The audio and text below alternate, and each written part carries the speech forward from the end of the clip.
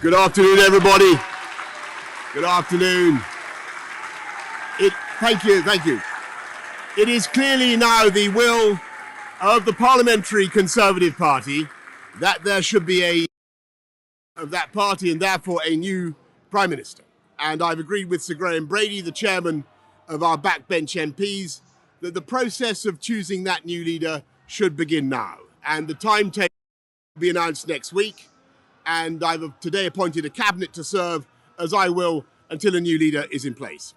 So I want to say to the millions of people who voted for us in 2019, many of them voting Conservative for the first time, thank you for that incredible mandate. Since 1987, the biggest share of the vote since 1979. And the reason I have fought so hard in the last few days to continue to deliver that mandate in person was not just because I wanted to do so, but because I felt it was my job, my duty, my obligation to you to continue to do what we promised in 2019.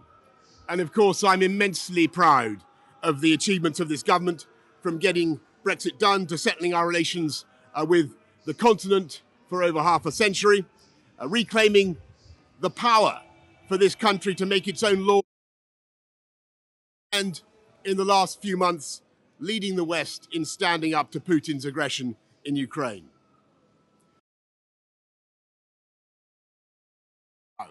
To the people of Ukraine, that I know that we in the UK will continue to back your fight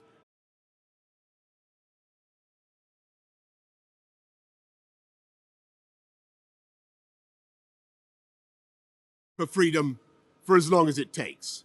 And at the same time, in this country, we've been pushing forward a vast program of investment in infrastructure and skills and technology, the biggest in a century, because if I have one insight into human beings, it is that genius and talent and enthusiasm and imagination are evenly distributed throughout the population, but opportunity is not. And that's why we must keep levelling up, keep unleashing the potential of every part of the United Kingdom.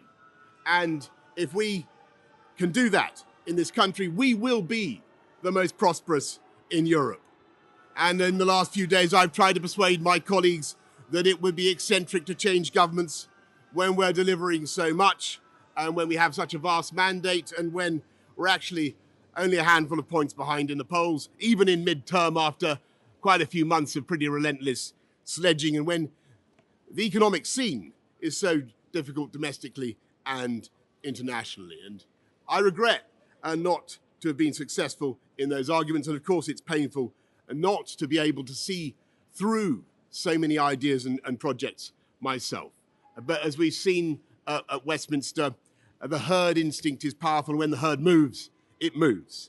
And my friends, in politics, no one is remotely indispensable. And our brilliant and Darwinian use another leader equally committed to taking this country forward,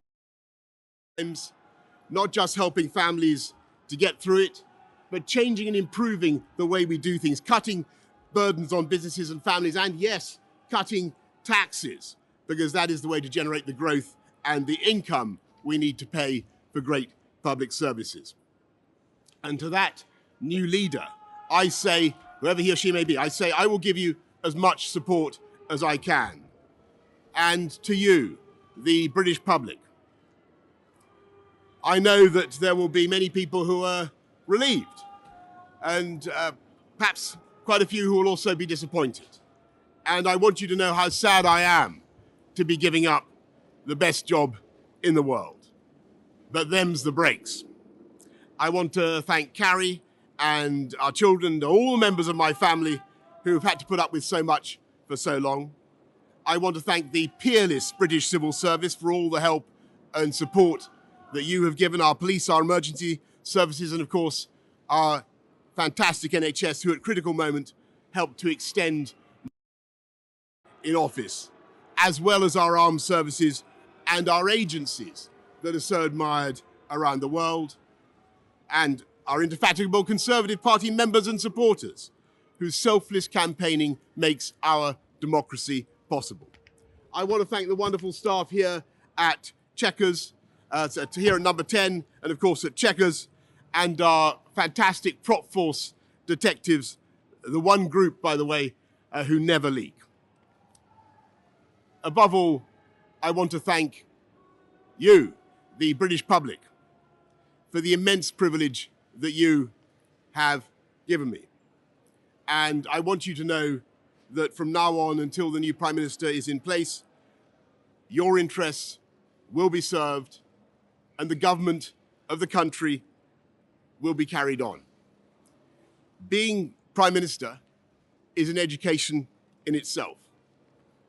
I've traveled to every part of the United Kingdom, and in addition to the beauty of our natural world, I found possessed of such bound can sometimes seem dark now. Our future together is golden.